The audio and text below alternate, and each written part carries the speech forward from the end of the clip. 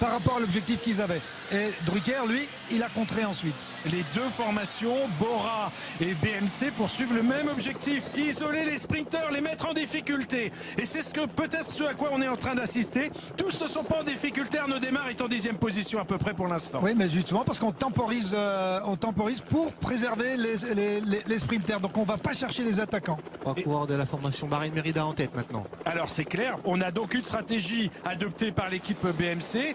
On le voit ici à l'image, ou par l'équipe Bora, et une autre stratégie adoptée par la formation Bahreïn. C'est la même.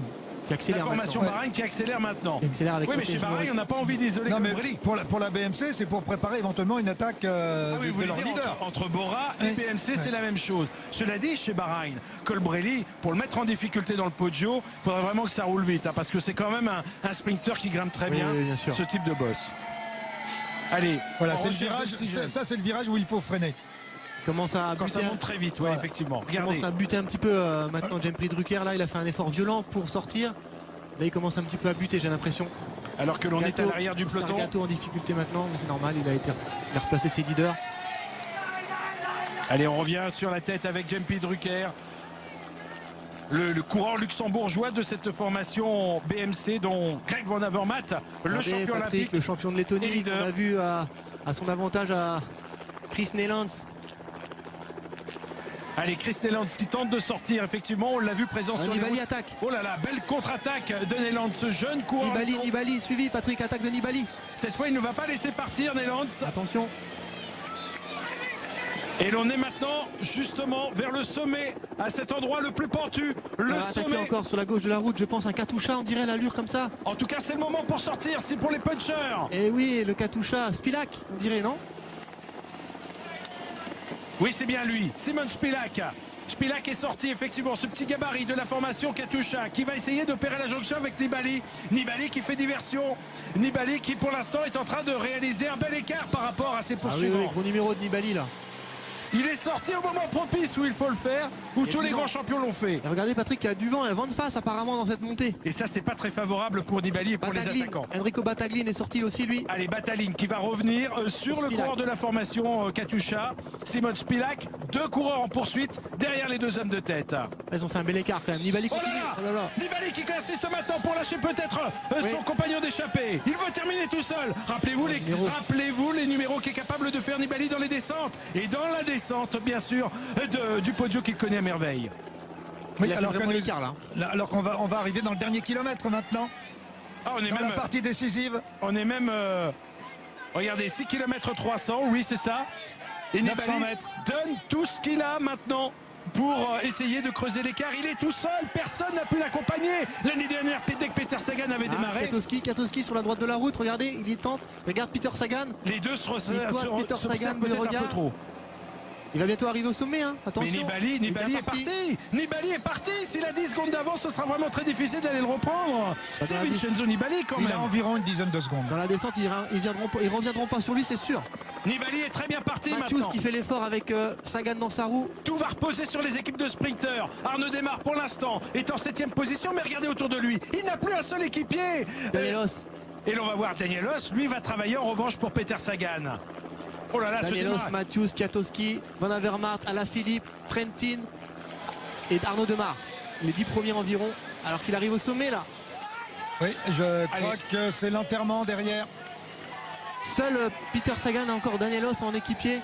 Oui, mais il bouge pas, Sagan. Non, là il a de l'avance, hein. Il a une belle avance et là il vire seulement là-bas les coureurs au virage. Mais il y a une petite dizaine de secondes.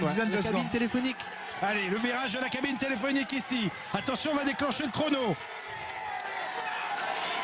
Et c'est la descente. Pendant 1 km, il n'y a pas de virage dangereux. Il va aller donc très vite. Il va essayer de prendre de la vitesse. C'est un grand descendeur. Et ça y est, attention. 10 secondes. 10 secondes d'avance pour Vincenzo Nibali devant Danielos qui pour l'instant est en train de mener le peloton. Enfin, ce qu'il en reste parce que vous imaginez qu'on a perdu effectivement beaucoup de coureurs. 10 secondes pour tenir. On a vu dans le passé des coureurs comme Sean Kelly, comme Maurizio Fondries, capables de tenir avec 10 secondes en respect leurs poursuivants et de s'imposer sur la Via Roma. On va voir si Vincenzo Nibali est capable de le faire, lui qui n'a jamais inscrit cette classique à son palmarès, lui qui finalement rêvait de cette classique mais qui ne voulait pas trop dévoiler ses ambitions. C'est vrai qu'on l'a pas vu à son avantage sur le dernier Tirreno. Un peu décevant même, j'avais envie de dire. Et là, pour l'instant, Oui, mais il a tout bon. Hein. Ouais, mais il ne faut pas obligatoirement se montrer dans certaines courses pour, Non. pour gagner Bien une sûr. autre. Hein. Eh bien la preuve, on en a l'illustration, mais attention, 11 secondes, on a un écart GPS à moins de 5 km de l'arrivée, ça va descendre maintenant jusqu'à l'entrée de San Remo et derrière on va devoir prendre tous les risques pour revenir sur lui. Voilà, 1, 2, 3 courbes très difficiles à prendre, une assez piégeuse avec un virage qui se resserre un petit peu plus bas, il faudrait être vigilant. Pour Kwiatkowski. Nibali, cette descente n'a aucun secret. Attention, Michal Kwiatkowski qui fait la descente avec Sagan dans sa roue. Lui aussi est un excellent descendeur. Il va prendre tous les risques, Kwiatkowski. Hein.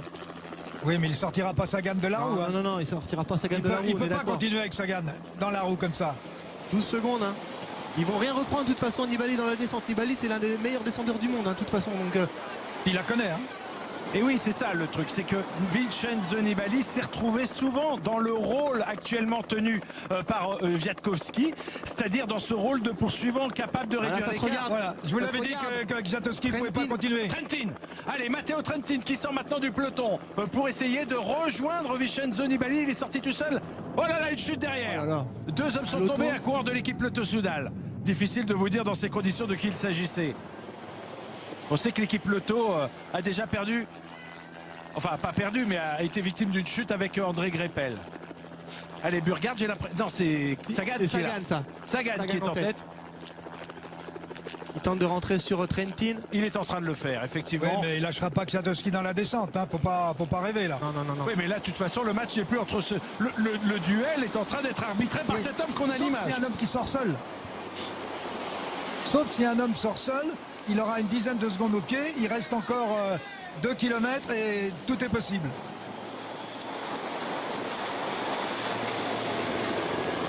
Allez, on revoit ici les poursuivants. D'ailleurs, on s'aperçoit quand même que Trentin n'a pas été repris Non, il n'a encore. pas été repris. Sagan se retourne. Il regarde derrière. Il cherche des équipiers, mais il n'y a personne qui va venir le relayer. Hein. Et là, finalement, Peter Sagan est en train de justement Comme il le faire disait. indirectement le jeu de son adversaire, de ses adversaires, et en l'occurrence de Nibali. On a l'impression qu'il est en train de se retourner et de dire à Kwiatkowski, moi, tu sais, Alors que si Nibali gagne, tu ne gagneras pas pour nous autant. avons aussi Christophe Laporte hein, dans la roue d'Arnaud Demar, un deuxième Français, 3 Français avec Julien Lafilippe. Trois Français qui, rappelons-le, l'année dernière, ce ne sont pas les mêmes, tout à fait les mêmes, mais rappelons que l'an passé, 3 Français s'étaient classés dans le top 10 de Milan-San Plus Remo. que 9 secondes, donc je pense que c'est sur Matteo Trentin. Ouais.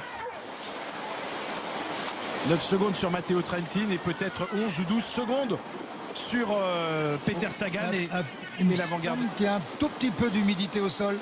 Il arrive en bas, Voilà. ça y est, il a C'est fini bon, la descente. là c'est fini là. La descente est terminée. La descente est terminée 2 pour kilomètres Vincenzo Nibali. Allez, 2 km 200 pour atteindre la Via Roma, surtout la ligne d'arrivée. Quand Sagan va s'écarter, personne ne va relayer. Et oui, maintenant. c'est Donc ça. c'est fini.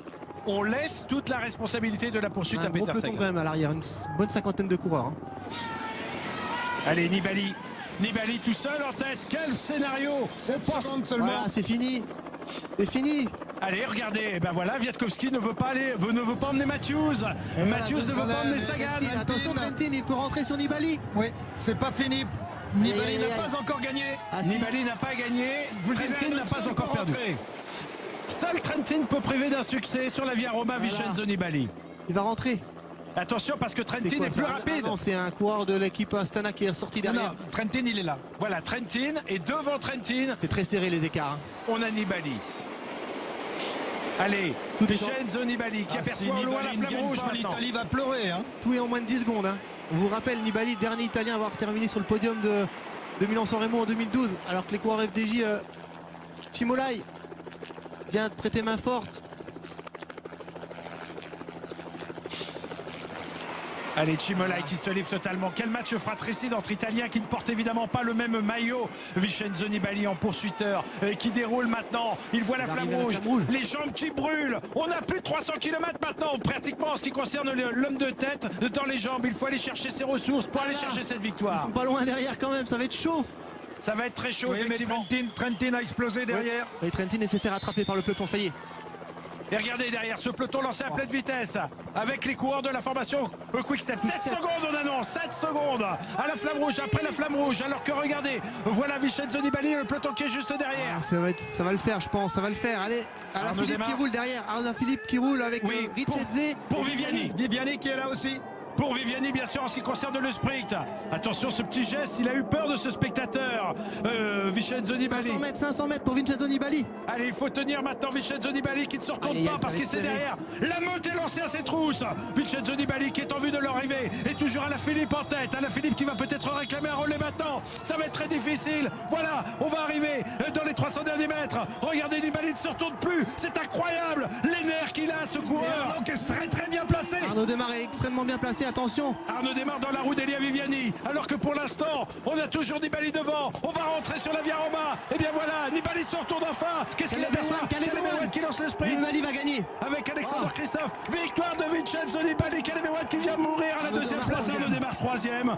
Et bien voilà le résultat. Quelle finale! Quand on vous disait qu'il y avait une montée en puissance à nul égal sur Milan-San Remo. Oui, dans cette classique, il ne s'est pas passé grand-chose dans les kilomètres préparatoires. Mais quelle finale on a vécu dans l'ascension du Poggio, avec cette attaque de Vincenzo Nibali, avec cette résistance dans la descente, avec cette guerre des nerfs derrière lui, et finalement avec la victoire du requin juste devant les sprinteurs. Ça y est, on en a un vainqueur du Tour de France à avoir remporté Milan-San Remo. Voilà la Bravo. statistique. Effectivement, on le disait, il fallait remonter très loin en arrière. Il pourra dire merci à Jatowski et Peter Sagan. Ils se sont regardés, là. neutralisés dans la descente, car là il doit y avoir 2 secondes à peu près. Bon, il lève les bras, mais Il va être dans le même temps. Ouais. Cyril, vous qui avez, on aura l'occasion d'en reparler évidemment parce qu'on va faire un long débriefing de cette première grande classique de la saison, mais c'est pas la première fois qu'on assiste derrière un coureur qui sort dans le final de Milan-San Remo à un enterrement entre les favoris. On aura l'occasion d'y revenir, on fera appel à vos souvenirs.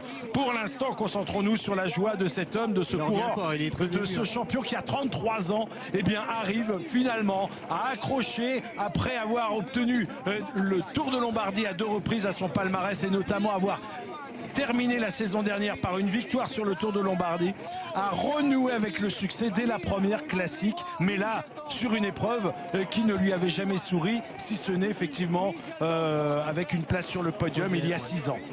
Et bien voilà, c'est bon, fait. il peut se présenter aux élections maintenant. Il passe. Ah, c'est quand même fort. Le dernier coureur à avoir gagné le monument l'an passé, c'est lui qui a gagné le Lombardie. Voilà. Il regagne le premier monument de l'année 2018. C'est franchement un respect. C'est le seul grand favori à avoir être passé à l'offensive quand même dans le Poggio, à signaler. Personne n'a osé ou n'a pu attaquer. Personne ne pouvait. Personne ne pouvait attaquer. Lui, il a fait vraiment une attaque impressionnante. Regardez le classement avec un Français qui montera tout à l'heure sur le podium, un seul Français dans le top 10 alors qu'ils étaient 3 dans ce peloton, au moins. Caleb Ewan prend la 2e place, c'est son meilleur résultat sur Milan-San Remo. Alexander Christophe, votre favori, vient échouer au pied du podium. Derrière, on notera quand même la présence de Christophe Laporte à la 13e place. Et